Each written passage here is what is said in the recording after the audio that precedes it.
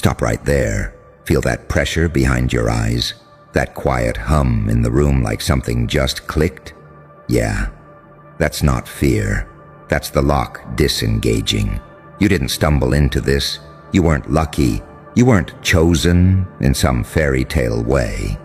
You were tested over and over, in silence, in pain, in moments where nobody was watching and nobody would have blamed you for folding. And you didn't even know there was a test, which is exactly why you passed it. See, the real trials never announce themselves. They don't wear uniforms. They don't say, "This will matter later." They show up as betrayal, as isolation, as humiliation disguised as character building. They show up when you're exhausted, misunderstood, mislabeled, and forced to decide who you are when there's no applause and no exit door. That's where most people fail.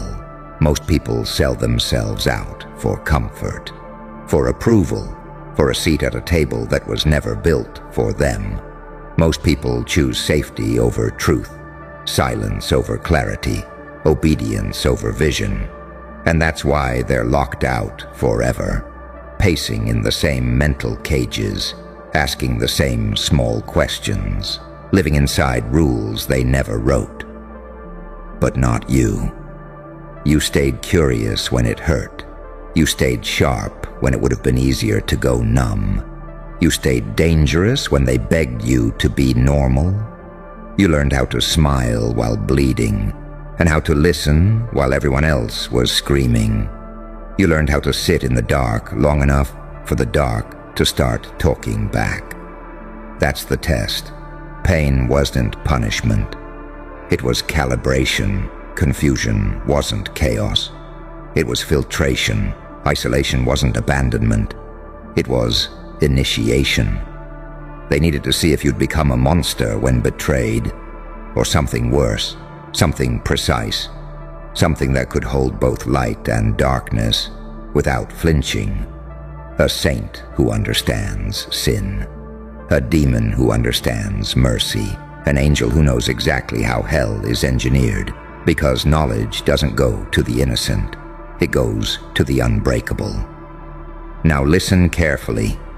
This is where the door actually opens. You're allowed to know now because you proved you wouldn't misuse it. You didn't rush to dominate. You didn't panic and beg for control. You didn't expose yourself trying to be seen. You observed. You adapted. You evolved. You learned how systems really move, not how they pretend to move. You noticed patterns other people called coincidences. You felt the pressure points in conversations, in rooms, in power structures. You realized that most authority is theater, most confidence is borrowed, and most fear is installed on purpose.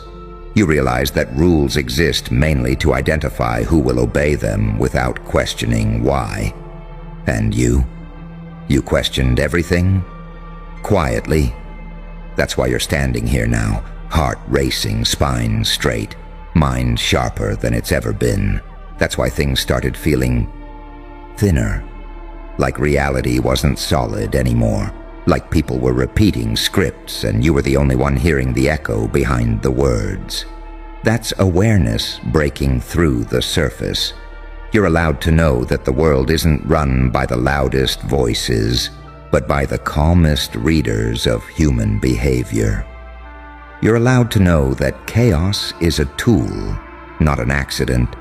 That confusion is often deliberate. That power doesn't need to announce itself. It just needs to position itself.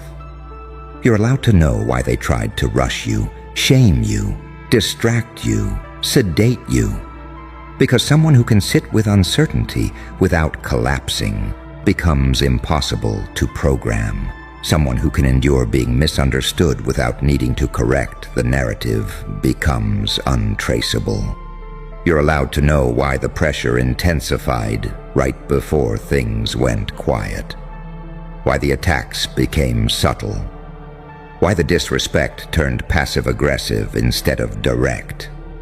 That wasn't victory over you. That was avoidance. That was people sensing, instinctively, that you were no longer safe to challenge. Because unpredictability isn't chaos, it's freedom. You don't react the way they expect. You don't want what they dangle. You don't fear what they threaten. And that breaks the math they use to control outcomes. You're not good or evil. You're informed. You're not aggressive or passive. You're deliberate. You're not lost or found. You're awake. And here's the part they never tell you. Knowing everything doesn't mean knowing facts. It means knowing how things feel before they happen. It means recognizing shifts in energy, posture, tone, timing. It means understanding that most people betray themselves long before they betray anyone else. You pass the test because you learned how to watch without announcing yourself, how to sharpen without showing the blade, how to let them underestimate you long enough to reveal exactly who they are. That's why the curtain lifts now, not so you can rule, not so you can punish, but so you can see. See the game, see the loops, see the exits most people walk past because they're too busy arguing about the rules. See how pain forges vision, and vision creates leverage, and leverage creates options. You're not here to save the world or burn it down. You're here to move through it untouched, choosing when to be light, when to be dark, when to be silent, and when to speak in a way that rearranges rooms. So take a breath. Let it settle. This isn't the end of anything. It's the moment you realize you were never crazy. You were early. Never broken, just being shaped. Never lost, just being tested. And now you're allowed to know. Good. Stay still for a second. Don't rush this part. When the door opens, most people sprint inside like thieves afraid of being caught. You didn't. You paused. That pause? That's how I know you're different. Because knowing everything doesn't hit like fireworks. It hits like gravity. Slow, heavy, unavoidable. It settles into your chest and changes how you breathe. Suddenly the world feels quieter. Not because it is, but because you've stopped mistaking noise for meaning. Here's what you're starting to understand now, even if you can't put it into words yet. Most people are walking reactions, buttons wired by childhood, fear, hunger, validation. Push here, they rage. Pull there, they submit. Say the right word, they collapse. They call it personality. They call it fate. It's programming, cheap, predictable, reusable. You broke out of that, not because you were stronger, but because you were willing to suffer without explanation. You let confusion burn through you instead of running from it. You let loneliness strip you down instead of turning you cruel or desperate. And that's rare, because pain usually turns people into either beggars or bullies. But you became neither. You became aware. That's why the test kept escalating. Every time you adapted, it got quieter, subtler, more psychological. The obvious threats stopped working, so they switched to doubt, then to delay, then to erosion. They tried to make you question your memory, your instincts, your worth. They tried to convince you that nothing you felt was real, and you almost believed them. That's the part nobody talks about. You stood at the edge of self-betrayal more than once. You felt the pull to shrink, to soften, to become reasonable, palatable, normal. You felt how easy it would be to trade truth for peace, but something in you refused to kneel, not loudly, not heroically, quietly, relentlessly.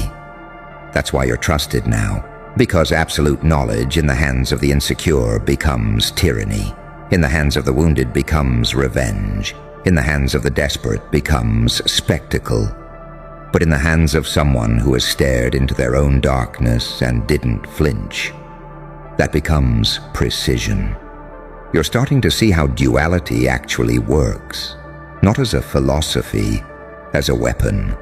Light makes people comfortable. Darkness makes them honest. You can switch between them without losing yourself. That's what makes you terrifying in ways you don't even need to use. You can walk into a room and disarm without speaking. You can let people project onto you and watch them expose their own intentions.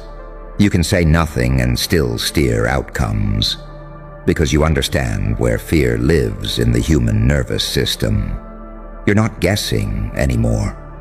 You know why certain conversations suddenly changed tone when you entered. You know why some people became defensive for no reason.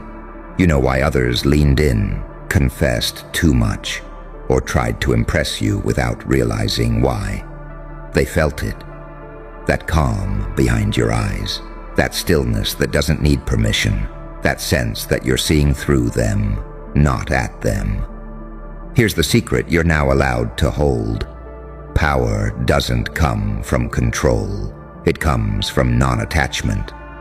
The moment you stopped needing outcomes, outcomes bent toward you. The moment you stopped chasing recognition, recognition found you sideways. Through silence, through curiosity, through whispers. The moment you stopped fearing loss, you became untouchable. That's when the rules changed, because systems rely on predictable hunger. They rely on fear of exclusion. They rely on your need to be liked, validated, rewarded. When that collapses, so does their leverage, and you collapsed it without even trying to. You learned how to hold pain without turning it outward. You learned how to be underestimated without correcting the record. You learned how to walk away from battles that would have drained lesser minds, not because you were afraid, but because you could already see the ending. That's foresight. That's elevation. That's the kind of intelligence that doesn't announce itself. It waits. Now, knowing everything doesn't mean you suddenly explain yourself. It means you stop explaining altogether. It means you let others reveal their level while you choose your altitude. It means you understand that silence, used correctly, is louder than accusation. You don't expose. You allow exposure. You don't dominate. You outlast. You don't react. You reposition. And the more you do this, the more you'll notice something unsettling. People start treating you differently without realizing why. Some will respect you instinctively. Some will fear you quietly. Some will try to anchor themselves to you. Some will disappear entirely. Let them. That's not loss. That's sorting. You passed the test because you didn't rush to become powerful. You became clear. And clarity is the one thing this world cannot fake, borrow, or steal. So move carefully now. Not cautiously. Deliberately. You can see the strings. You can feel the shifts before they happen. You can tell when something is off, when a door is about to close, when a new path is opening quietly to the side. Trust that. You earned this sight the hard way. Through nights nobody saw, through battles nobody validated, through versions of yourself that had to die, so this one could stand here. Steady, awake, and unafraid. This isn't your peak. It's your access level changing. And from here on out, nothing looks the same. Because you finally understand how everything really works. Something else is happening now, and you can feel it even if you haven't named it yet. The anger you used to carry doesn't burn the same way. The fear doesn't hook into you like it used to. Even the desire for revenge feels inefficient. Not because you've gone soft, but because you've gone sharp. You've outgrown emotional explosions. You've stepped into something colder, cleaner, far more dangerous. You're no longer driven by reaction. You're driven by understanding. And understanding changes everything. You're starting to see how people confuse morality with comfort. How they call things wrong when they're just inconvenient. How they call things evil when they can't control them. How they worship rules not because rules are sacred, but because rules protect them from having to think. You don't hate them for it. That's another sign you passed. Hatred is still attachment. Rage is still permission. The moment you stopped needing people to be different for you to be at peace, you stepped outside their jurisdiction. That's when you became impossible to punish. Because punishment only works on those who still crave approval. You see now why they tried to keep you busy, distracted, chasing goals that never satisfied, relationships that drained you, conflicts that kept you emotional and loud. They needed you reactive, because a reactive mind is a readable mind. But your mind went quiet, and quiet minds notice everything. You noticed how authority panics when you don't argue back, how manipulators unravel when you don't explain yourself, how insecure people grow hostile when they can't get a reaction out of you. You noticed how truth doesn't need volume. It needs timing. You learned timing. That's why you're no longer impressed by surface confidence. You can feel desperation under bravado. You can hear insecurity hiding behind jokes. You can see fear pretending to be arrogance. You read people the way others read headlines, quickly, effortlessly, without emotional investment. This is the gift they were afraid of you unlocking. Because once you see humans clearly, they lose their ability to intimidate you. Once you understand systems, they lose their mystery. Once you understand pain, it loses its power to control you. You don't glorify suffering anymore. You harvest it. Every betrayal sharpened your perception. Every setback taught you leverage. Every lonely night trained you to self-regulate, while others collapse without external validation. You built an internal spine while the world was busy teaching people how to perform. That's why you move differently now. You don't rush to speak. You don't rush to trust. You don't rush to prove. You let things reveal themselves. And here's the paradox that would break weaker minds. The more you know, the less you interfere. The more you understand, the less you need to assert. The more power you carry, the more selective you become about using it. That's not restraint out of fear. That's mastery. You've realized that most conflicts resolve themselves if you don't interrupt them. Most lies collapse if you don't expose them too early. Most enemies destroy themselves if you don't give them a worthy target. So you wait, not passively, strategically. You let time do what force never could. You let people overplay their hand. You let patterns complete themselves. And when you do move, it's subtle, surgical, irreversible. That's why your presence feels heavier now, not aggressive, inevitable. People sense it without understanding it. They feel watched even when you say nothing. They feel evaluated even when you smile. They feel exposed even when you're polite, because you're no longer meeting them where they want to be seen. You're meeting them where they hide. And the most dangerous part? You're not doing it consciously anymore. It's instinct, integrated, automatic. The test didn't just give you information. It rewired how you process reality. You're not switching masks. You're not playing roles. You're not pretending to be anything. You're simply aware. And awareness is the one thing no illusion survives. So understand this clearly now. You're not here to wake people up. You're not here to convince anyone. You're not here to drag truth into rooms that aren't ready for it. You're here to move cleanly through a world that lies to itself, untouched by its confusion, uninfected by its panic. Some will mistake your calm for arrogance. Some will mistake your silence for weakness. Some will sense the shift and feel threatened without knowing why. That's fine. You passed the test because you don't need to correct misinterpretations. You let them exist. You let people believe whatever keeps them predictable. Because predictability is not a flaw, it's a map. And you read maps better than anyone now. So keep your eyes open, keep your center steady, keep your movements intentional.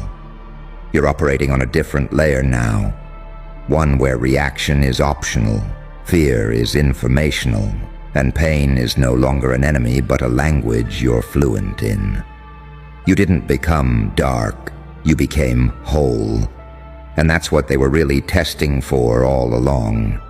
There's one more layer you're starting to touch now, and this is where most people would have broken if they hadn't been forged the way you were.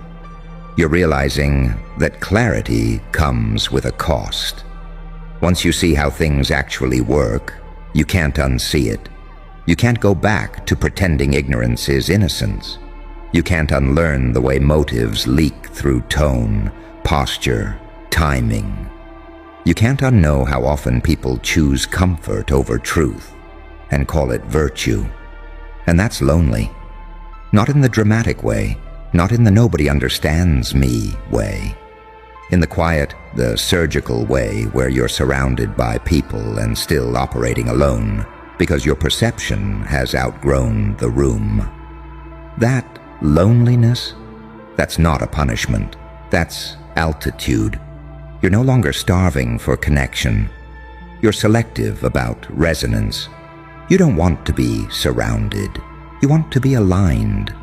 And alignment is rare because it requires people to be honest with themselves before they can ever be honest with you. Most never get there. So you stop forcing closeness. You stop explaining depth to people who only swim on the surface. You stop shrinking your awareness to make others comfortable. And you stop apologizing for seeing what's obvious to you but terrifying to them. This is where the saint and the psychopath finally shake hands inside you. The saint understands compassion without weakness. The psychopath understands detachment without cruelty. Together, they create something unstoppable. You can care without clinging. You can observe without judging. You can act without rage. You can walk away without guilt. That balance is what makes you unpredictable, because you're not governed by impulse or image anymore. You're governed by truth. And truth doesn't yell. It doesn't rush. It doesn't beg to be believed. It waits until denial collapses under its own weight. That's why people keep exposing themselves around you. They overtalk. They overshare. They contradict themselves. They try to control the narrative too aggressively. They accuse you of things you never did. They reveal fears you never asked about. You don't provoke it. Your presence does. Because awareness acts like a mirror, and most people are terrified of their own reflection. They'd rather attack the glass than face what's staring back. You let them.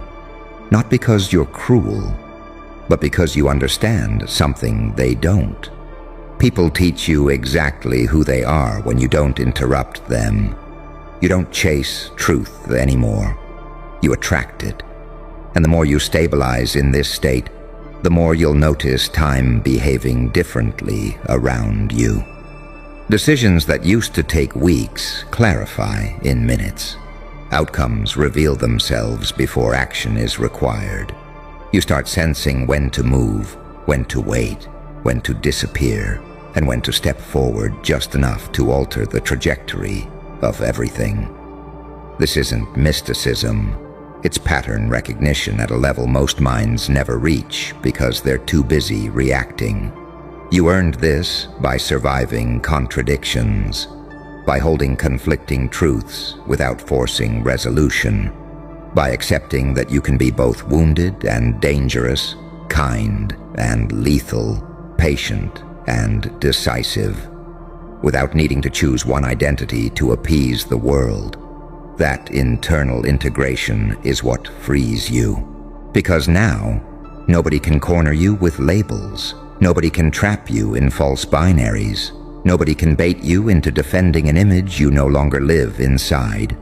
You don't need to be seen as good. You don't fear being seen as bad.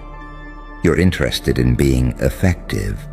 And effectiveness, when paired with restraint, becomes influence that doesn't announce itself. This is where you begin to understand the real meaning of knowing everything. It's not omniscience. It's orientation. You know where you stand. You know what you tolerate. You know what you don't touch.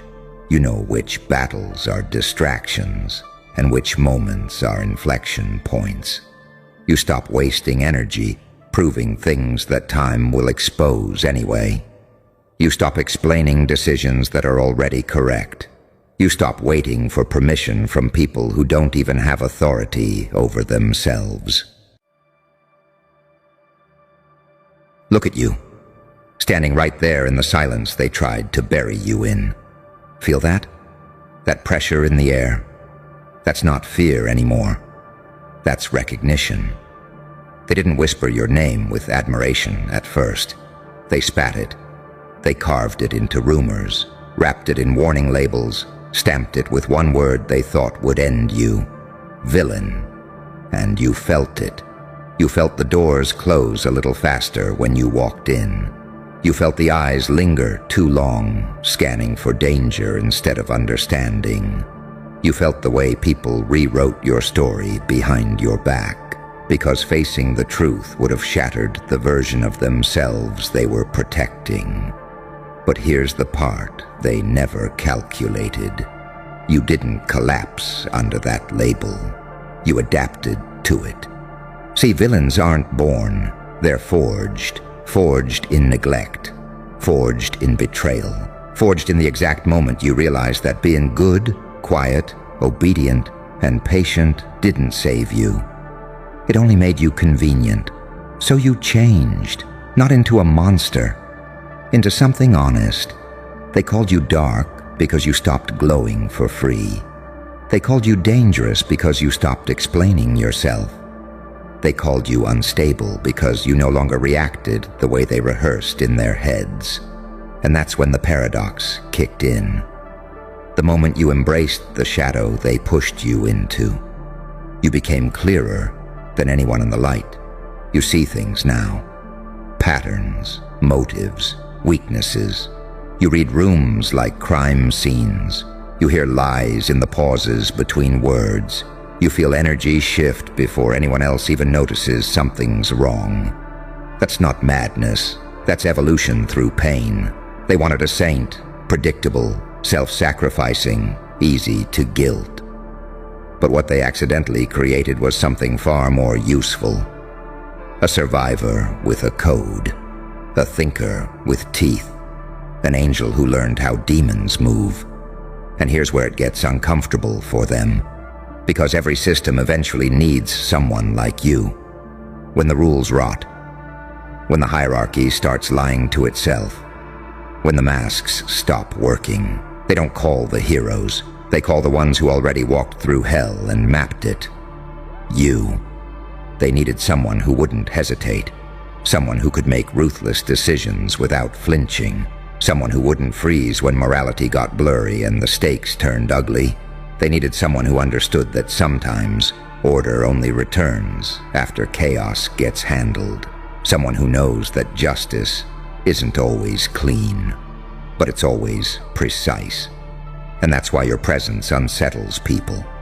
You're living proof that their labels were wrong, that their judgment was lazy, that their fear dressed itself up as morality.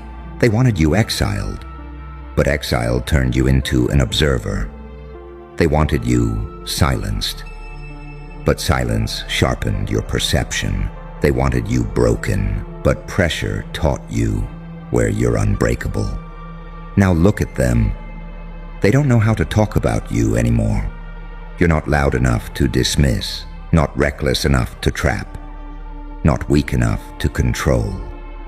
You're unpredictable, not because you're chaotic, but because you're no longer playing their game. And deep down, they feel it. That creeping realization that if things ever truly fall apart, if the polite lies stop holding, if someone needs to step in and do what others are too afraid to do, you're the one they'll look for. The villain they branded. The threat they misjudged. The shadow they tried to erase. Turns out you were the missing piece the whole time. Not because you're cruel, but because you're awake. You understand duality now. You know you can be kind without being weak, cold without being empty, ruthless when necessary, and still human underneath it all. That balance terrifies people who only know extremes, because they can't predict you, and they can't control what they don't understand. So let them stay confused. Let them keep rewriting your story in tones that make them feel safer. You're done defending yourself. Done proving you're not that bad. Done shrinking to fit into narratives built by people who never had to survive what you did. You don't need redemption arcs written by cowards. You don't need approval from spectators. You already crossed the line where fear turns into clarity, where pain turns into precision, where being misunderstood becomes a strategic advantage. They called you a villain, because heroes are easy to predict.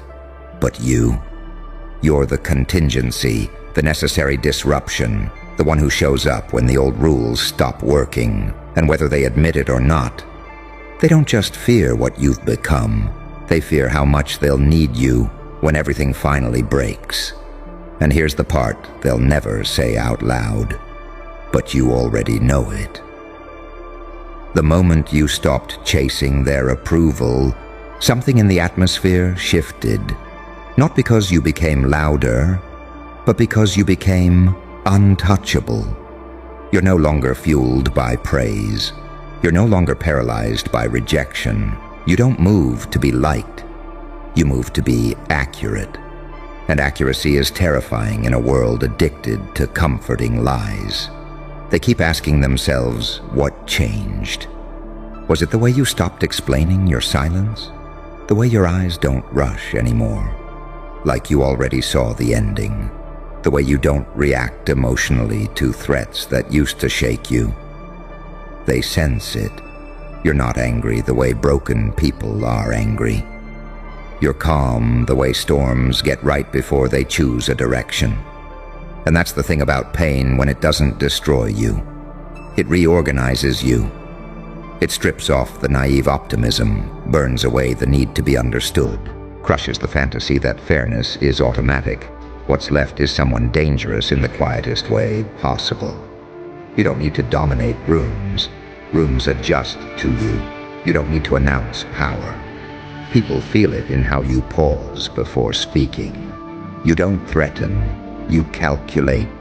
They once thought branding you would limit you. But labels only work on people who need identities handed to them. You built yours in the dark, alone, with no applause. And that's why you move differently now. You don't rush to prove loyalty. You don't beg for alignment. You don't attach your worth to how comfortable others feel around you. Because you learned the most important rule they never teach out loud. Comfort is not truth. And truth is rarely gentle. They wanted you predictable, trainable, easily categorized. Instead, you became layered. You learned when to be soft, and when softness is a liability. You learned when to forgive, and when forgiveness is just permission or repetition. You learned when to stay, and when walking away is the most violent move possible. That wisdom didn't come from books. It came from scars that forced you to think instead of react. And now, people feel exposed around you, not because you interrogate them, but because you see through performances. They fidget, they over-explain, They project motives onto you that reveal more about them than you ever said. You let them because you understand something most never will. When people don't understand you, they tell on themselves, trying to define you. They'll say you're cold. What they mean is, you stopped bleeding for free. They'll say you're ruthless.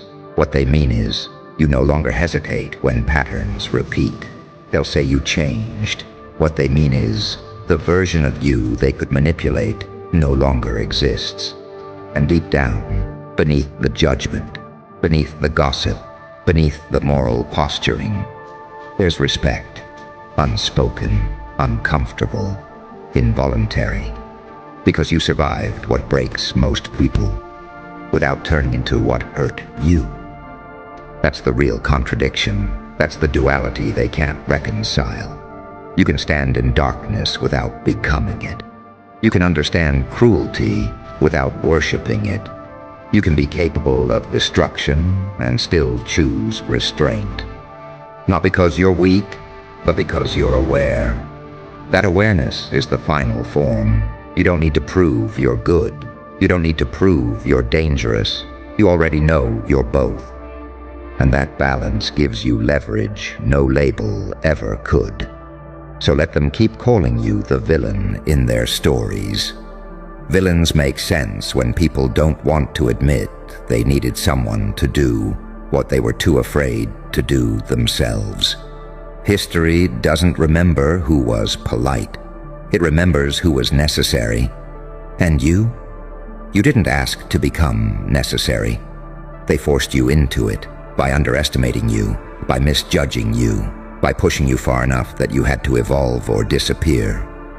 You chose evolution. And now you walk with the kind of quiet certainty that only comes from knowing you can survive without permission. They branded you a villain because they couldn't control what you became. But when the moment comes, when things fall apart and someone has to step forward without flinching, they'll look for you, not with applause, not with apologies, with relief, because the one they feared was the one who could handle the truth when it finally mattered. And even then, even when they feel that relief, they won't say thank you. They'll just exhale. Because gratitude requires humility, and humility is expensive for people who built their identity on being right about you. You've noticed it already. The way conversations die when you enter, the way jokes stop mid-sentence, the way confidence drains from people who used to talk over you. It's not because